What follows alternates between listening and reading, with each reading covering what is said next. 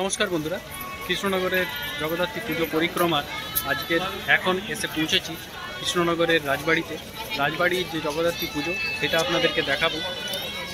এই জগদ্ধাত্রী পুজো কৃষ্ণনগরে এটা শুরু করেছিলেন রাজা কৃষ্ণচন্দ্র। তার আমল থেকে এটা এখান থেকে ঐতিহ্যমণ্ডিতভাবে পালিত হয়ে আসছে। এই রাজবাড়ি তথা এই কৃষ্ণনগরে সবটাই দেখালাম আপনাদেরকে, বুড়িমা, তারপরে ছোটো মা, মেজো মা, সবাইকে দেখালাম। তো এই রাজবাড়িটাও কেন বাকি রাখে, রাজবাড়িটাও আপনাদেরকে আজকে স্পেশালভাবে দেখিয়ে দিই। এখন রাত্রি প্রায় 11টা বাজতে যাচ্ছে। তো আমি ভিতরে যাব, রাজবাড়ির নাট মন্দিরে এই পুজোটা হয়। তো চলুন দেখানো। এই হচ্ছে রাজবাড়ির পরিসরের ভিতরেই এক সাইডের নাট মন্দির। যেহেতু এই জগদ্ধাত্রী পুজোর সাথে রাজবাড়ির একটা ঐতিহ্য, একটা আবেগ জড়িয়ে আছে, সেই জন্য প্রচুর মানুষ এই রাজবাড়িতে দর্শন করার জন্য আসে পুজো। আমিও এই প্রথমবার এই রাজবাড়িতে এলাম। দিনের দিকে আসতে পেলে চেষ্টা করব আরেকবার আপনাদেরকে রাজবাড়িটা পুরো দেখাবার জন্য। এটা রাজবাড়ির নাট মন্দির। যতটা পারি এই পরিসরের মধ্যে দেখাতে চেষ্টা করব আপনাদেরকে। বছরের একটা সময়ে এই রাজবাড়ি খুলে দেয় জনসাধারণের জন্য।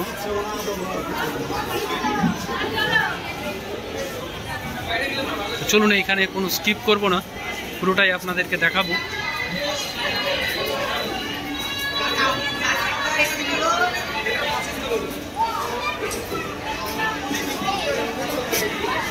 একটা একটা জিনিস আপনাদেরকে তুলে ধরবো। কি সুন্দর কারুকার্য করা আছে দেখুন।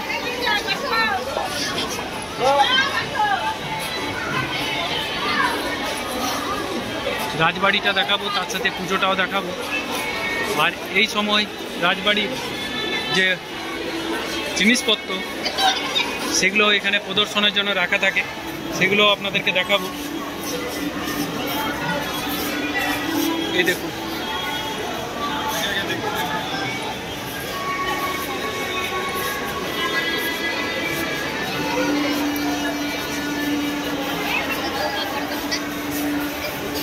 পুরনো যে জিনিসগুলো রাজারা ব্যবহার করতেন সেই সব জিনিস এখানে রাখা আছে।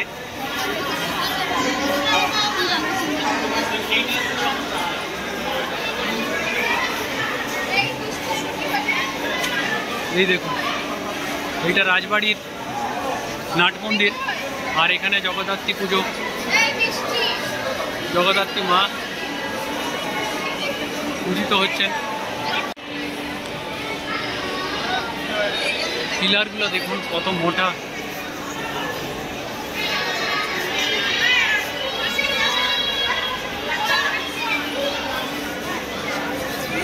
সেই পুরনো কাপ ডিশ সেগুলো সব এখন রাখা আছে।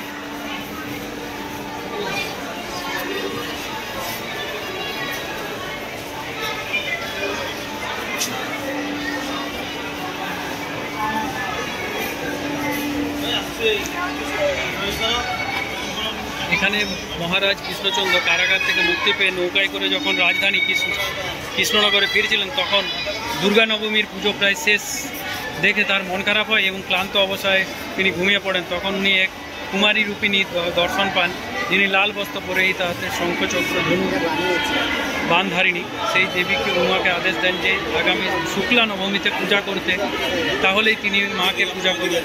একথা পণ্ডিতের সঙ্গে আলোচনা করে জানতে পারেন উনি সাক্ষাৎ জগদ্ধাত্রী। মহারাজ কৃষ্ণচন্দ্র সেই মূর্তি পূজা করায় জগদ্ধাত্রী পুজোর প্রথম প্রচার এবং আজকের এই জগদ্ধাত্রী পূজার প্রবর্তন।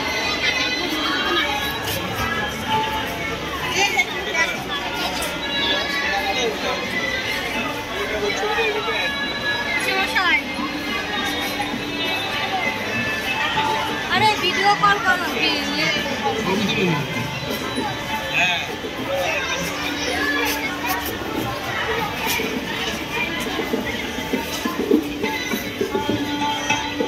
এই হচ্ছে রাজবাড়ির পরিসর।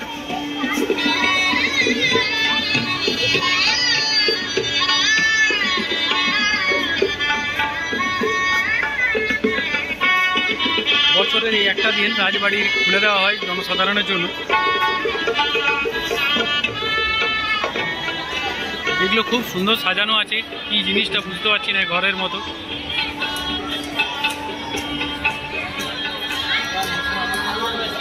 আর এটা হচ্ছে নাট মন্দির। চলুন নাট মন্দিরের ভিতরে ওঠা যাক।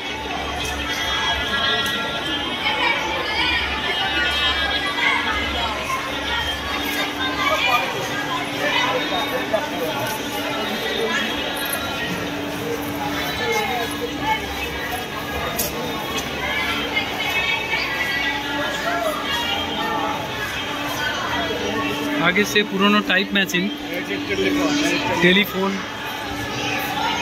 सब चिठीपत्र सब रखा आछे देखुन तखन पोस्ट कार्ड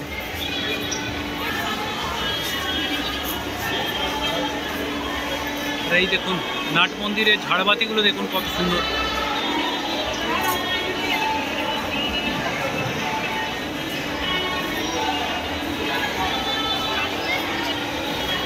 সত্যি অসাধারণ, কত মোটা মোটা পিলারগুলো দেখুন।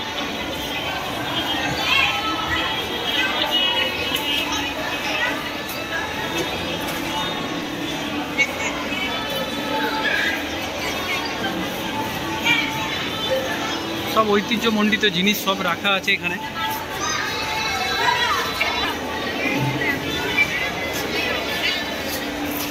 আজকে আপনাদেরকে রাজবাড়ির পুজো দেখাতে পারে আমি খুবই খুশি। আমি ওই প্রথম দেখতে পাচ্ছি এবং আপনাদেরকেও দেখাচ্ছি। তখনকার ফ্যানগুলো দেখুন এখনো আছে, কেমন ছিল দেখুন।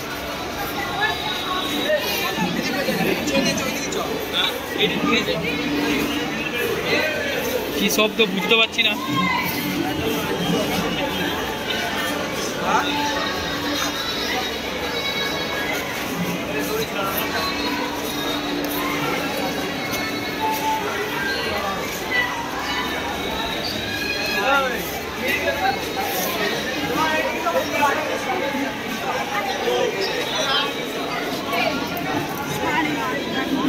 সেই পুরনো জিনিস ব্যবহার করা জিনিসগুলো এখানে রাখা আছে। এখানে যে জিনিসগুলো সেইগুলো সব রাখা আছে, সেগুলোকে সংগ্রহালয়ের মতো এখানে কাঁচের মধ্যে খুব সুন্দরভাবে রাখা আছে।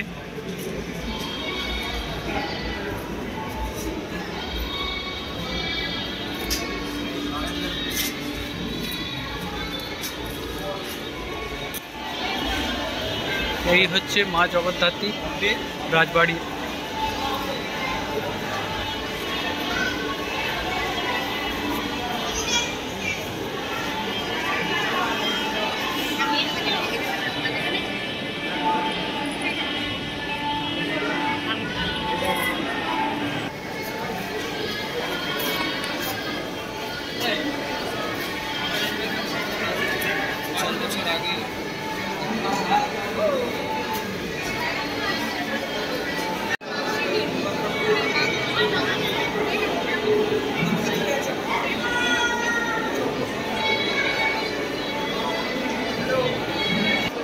আপনাদেরকে এখন দেখাচ্ছি কৃষ্ণনগরের রাজবাড়ির জগদ্ধাত্রী দেবী।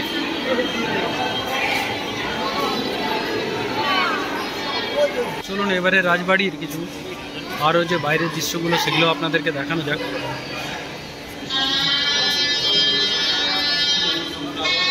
মণ্ডিত এই রাজবাড়ি গোপাল ভাঁড়, রাজা কৃষ্ণচন্দ্র রায়ের অনেক গল্পই না আমরা শুনেছি টিভিতে।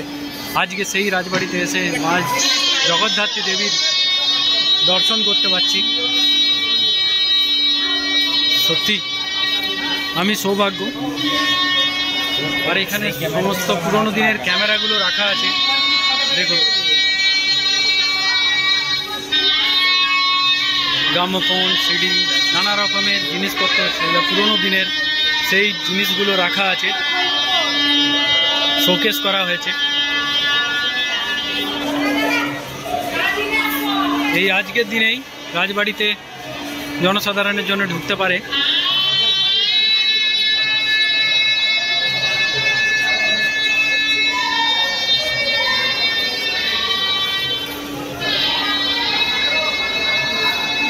চলুন একবার রাজবাড়ির এই সাইডটাতে কি আছে, যদি যেতে দেয় তো দেখবো।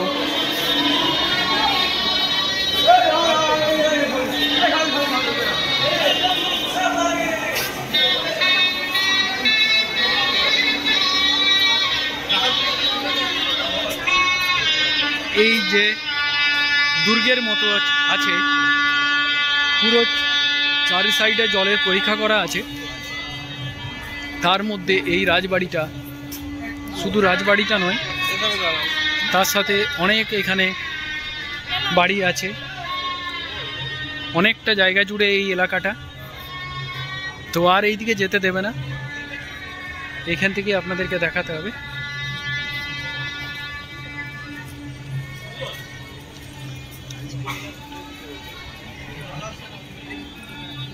এদিকে প্রবেশ নিষেধ, এই যে লেখা আছে। এইদিকে রাজবাড়ির অনেক কিছু আছে, এদিকে বাগান করা আছে।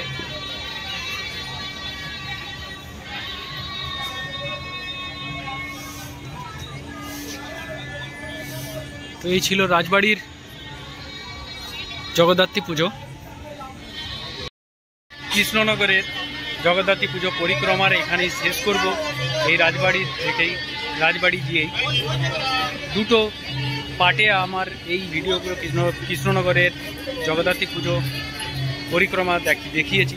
যদি আপনারা আগের পর্বটা না দেখে থাকেন তাহলে অবশ্যই আমার চ্যানেলে গিয়ে দেখে নেবেন। আর কেমন লাগলো কমেন্টসের মাধ্যমে জানাবেন। আবার দেখা হবে আপনাদের সাথে অন্য কোনো একটা ব্লগে। ততক্ষণ আপনারা ভালো থাকুন, সুস্থ থাকুন।